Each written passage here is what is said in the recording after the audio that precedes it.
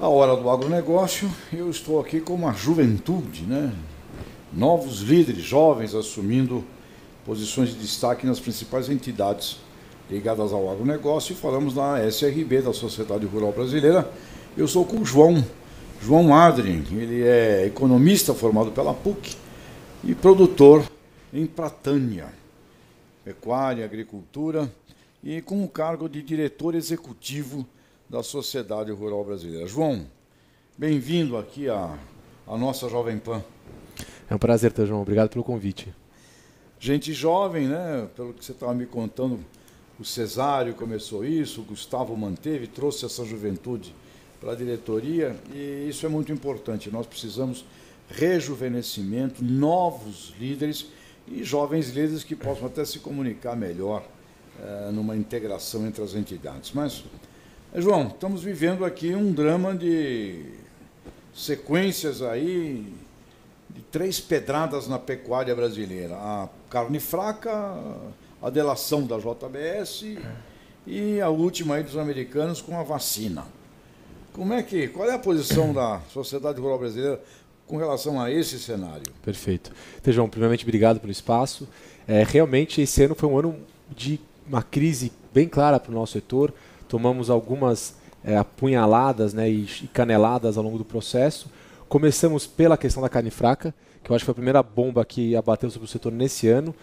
A carne fraca alarmada pela Polícia Federal de forma genérica comprometeu e abalou a nossa pecuária no começo do ano.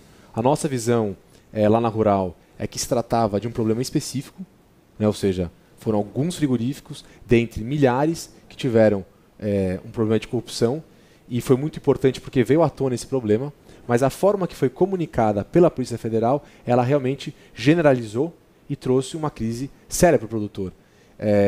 A nossa visão é que nós tivemos uma sorte de ter um ministro como o Blairo Maggi, que vestiu a camisa do setor e conseguiu defender a nossa atividade e amenizar as consequências ao produtor rural. Mas foram dias difíceis, né? A gente viu que logo após essa bomba que estourou, as exportações de carne foram quase a zero, né? Então isso abalou a pecuária e abalou toda a estrutura da cadeia produtiva. E logo em seguida a delação da JBS, simplesmente a maior empresa de carnes do mundo. Exatamente. E nós saímos da carne fraca e já esbarramos novamente nesse problema JBS. Um negócio complicado. E logo em seguida, então, talvez até consequência disso tudo, perfeitamente, os americanos fazem um embargo da exportação da carne fresca, levantando esse detalhe da forma com a qual as vacinas efetuosas são aplicadas, que geram um abscesso, uma bolota. Exatamente, Ou seja, tudo isso, não faz parte de um...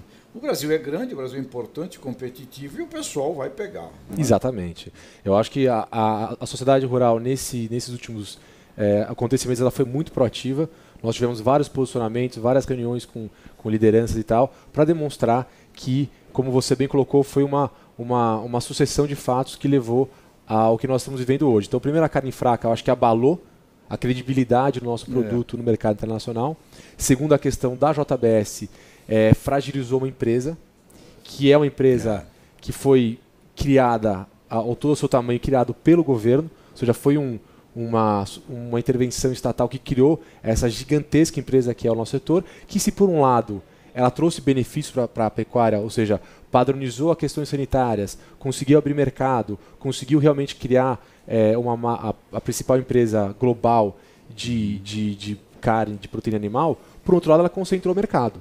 Então nós sabemos que tem regiões hoje que o produtor depende da JBS para conseguir fazer o abate do seu animal.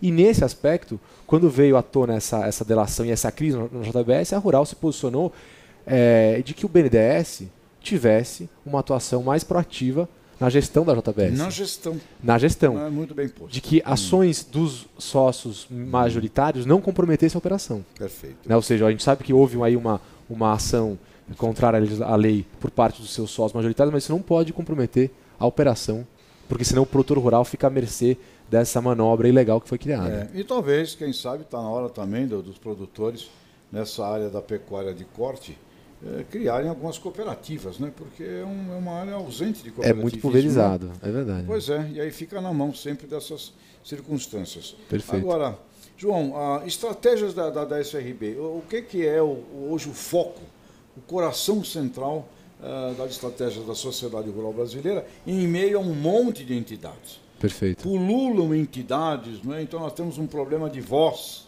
problema de crise de quem lidera, qual é a voz, né? E vocês, a Sociedade Rural Brasileira, representa produtor rural. Isso. Tá certo?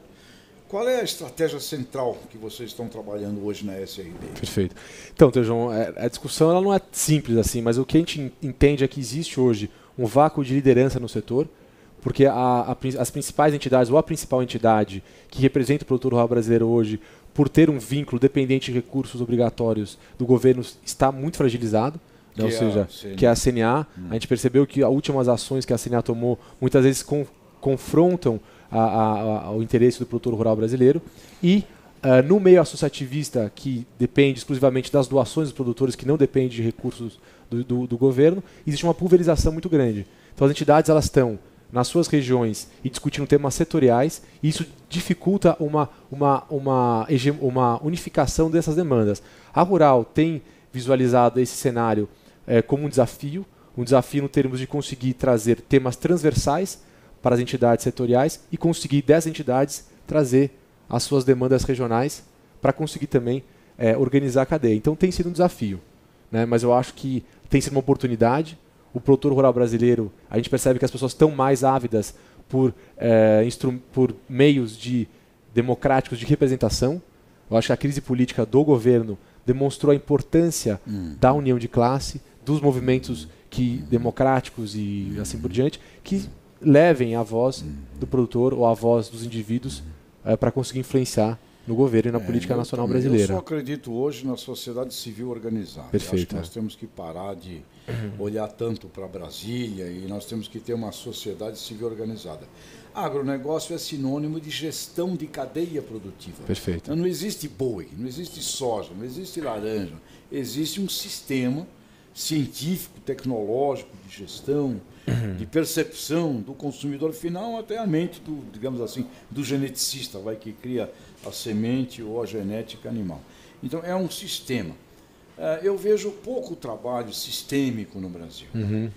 Nós não temos, na verdade, uma coordenação de cadeia produtiva. Exceção, eu sempre digo, o pessoal lá da Souza Cruz, na área de FUM, eles fazem uma coordenação sistêmica muito interessante, sem entrar no mérito do cigarro. Mas a coordenação que eles fazem da cadeia produtiva é realmente interessantíssima. 24 mil pequenos produtores, muito interessante. Agora, a gente não vê isso. Pelo contrário, a gente vê um líder de uma cadeia produtiva fazendo ações que prejudicam elos dessa cadeia produtiva. Então, vocês não acham que estão na hora, vocês como representantes do produtor, que é quem paga a conta e é o mais prejudicado na briga dos elos da cadeia, quem apanha é o produtor rural. Estoura para o lado do produtor. Estoura lá.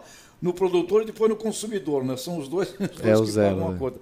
Não está na hora, por exemplo, de uma SRB, uma Sociedade Rural Brasileira, criar uns núcleos e uns comitês de gestão e até prevenção e gestão de crise também, porque eu acho que essas crises não vão parar, né? Aí com quem que eu falo? Como você bem disse, quem assume a bronca é o ministro Byron. É ele que vai agora lá nos Estados Unidos ver como é que o ministro Turra. O Byron, o Turra, é a turma do agro que acaba assumindo uma bronca que muitas vezes é uma bronca muito mais no pós-porteira da fazenda do que dentro da porteira. Do que do dentro. Exatamente. Meu caro João, não está na hora da gente criar aqui uma certa revoluçãozinha e criar comitês de gestão de crise e de coordenação de cadeias produtivas? Então, Tejão, eu acho que a tua colocação ela é muito interessante, porque foi uma das linhas umas linhas teóricas que a Rural adotou nos últimos anos, que é entender que o agro ou o setor rural ele teve uma mudança muito grande do século XX para o século XXI. Se no século XX a atividade dependia exclusivamente da terra, ou seja, uma atividade voltada para uma necessidade patrimonial, ela entra no século XXI totalmente depende de tecnologia. A gente ouve muito falar que no século XX a terra boa para a produção é a terra roxa. Tá, hoje em dia não tem terra ruim. O que tem é a tecnologia e essa tecnologia depende de capital. Então o produtor rural, para ele atuar no século XX, ele precisa de gestão para gerenciar esses fatores capital e tecnologia. Quando a gente fala de tecnologia, a gente entra na discussão de cadeia produtiva, porque essa tecnologia depende de uma empresa, que depende de outra, ou seja, o produtor rural passa a ser um empresário rural brasileiro. E na Rural, como uma instituição que discute esses temas relevantes à atividade, a gente começou a pensar como organizar isso, como você bem colocou. Então a nossa atividade foi discutir os desafios de uma gestão empresarial do setor rural e discutir os desafios de organizar a cadeia produtiva. Então nós criamos comitês multissetoriais, nós chamamos, ou multi-stakeholders, e nós temos aí comitê de mercados e finanças, onde bancos, instituições financeiras, instituições de securitização, seguradores rurais e produtores discutem os desafios do financiamento do setor. A questão da sustentabilidade, nós trouxemos as ONGs para conseguir fazer uma discussão, porque eu acho que, quer queira, quer não, as ONGs têm uma importância política hoje. Sem dúvida. Então nós temos que achar uma forma pragmática de encontrar soluções.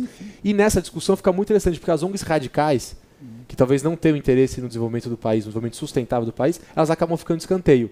E nós conseguimos trabalhar com ONGs que tenham uma centralidade, uma proposta muito mais efetiva. Então a Rural começou realmente a ter essa discussão de cadeias e a gente teve aí um teórico recente que é o Mariano, uma figura interessante, até estava lá naquele grupo de italianos que eu encontrei teu filho, desculpa o parênteses, mas ele trouxe a ideia de que a sociedade multissetorial. Ou seja, a gente se especializou em entidades de representação muito específicas. Então, a sociedade, representantes do fumo, de sementes, de porco, e a gente não conseguiu olhar o todo. Então, talvez um desafio do século XXI seja realmente olhar a cadeia produtiva como um todo e ter entidades que consigam organizar isso. E isso serve não só para o setor rural, acho que para todas as representações políticas que o Brasil tanto carece hoje. Nós precisamos caminhar para sínteses, né, que integrem o todo. João, quero agradecer aqui a sua presença conosco aqui na Jovem Pan e desejar a você muito sucesso e que esta juventude, não é, possa pegar aí as bandeiras com esta visão moderna, uma visão de integração, uma visão de reunião de interesses que podem parecer opostos, mas no fundo tem 80% de coisas a ver, trazendo ONGs, trazendo a visão também dos pequenos produtores. Eu acho que tem aí o movimento das cooperativas, que é muito importante para serem integradas nisso tudo, e que vocês consigam ter uma bandeira que nos leve aí ao futuro em nome da classe produtora rural, que também vai ser cada vez mais na cidade. Perfeito. Né? Aqui na Avenida São João, em São Paulo, em cima da Galeria do Rock, o pessoal está fazendo hoje hortas e dando aulas de agricultura na cidade. Então, você também vai ver que esse produtor ele vai ser cada vez mais, eu diria, um agro-urbano do que aquela também visão de que o rural é uma coisa separada e distante. Uma integração com a cidade gigantesca, novidades como agricultura vertical, agricultura local, prédios com hortas, com frutas, ou seja, o mundo também urbano dentro disso tudo. João, parabéns e que última mensagem você deixa aqui para os nossos espectadores e ouvintes. Maravilha. Bom, João, obrigado pelo espaço. Eu acho que, em síntese assim, da nossa discussão é que houve uma grande mudança do século XX para o século XXI no setor, e essa mudança veio acompanhada das novas tecnologias, das redes de comunicação, e cada vez mais o produtor rural se aproxima dos anseios de uma sociedade urbana, e cada vez mais a sociedade urbana se aproxima desse setor. O que é importante a gente fazer é desconstruir alguns estereótipos, né? Ou seja, que a agricultura não dialoga com o meio ambiente, que o produtor rural ele é antagônico ao produtor de menor escala ou familiar. Ou seja, a gente tem que entender esse agro como um todo, que se aproxima muito desses anseios urbanos, como eu coloquei anteriormente. Então, eu acho que a gente tem um grande trabalho, junto com você na comunicação, de desmistificar essas questões e trazer as oportunidades, sejam para as pessoas que vivem na classe rural como na classe urbana. O agronegócio brasileiro, ele consegue hoje produzir, preservando grande parte do seu território natural com florestas preservadas, conseguindo ainda interagir com diversas elos da cadeia produtiva. Então, eu acho que é esse olhar holístico para o nosso setor que tem feito grandes transformações. João. Obrigado, leve lá um abraço aos nossos velhos amigos, lá o Cesário, o Gustavo, Pedro, né? Pedro Camargo, Flávio, Teles, todo mundo, e que deixa na mão dos jovens. Mulheres também, aliás, a Teca... Feito um trabalho excepcional. Representante lá, acho que se eu não estou enganado, do segmento de pecuária. Isso. Né? Lá da SRB. Mulheres cada vez mais tomando conta. João, perfeito. Muito obrigado, João. Foi um prazer. Obrigado. Sucesso. Boa tarde a todos.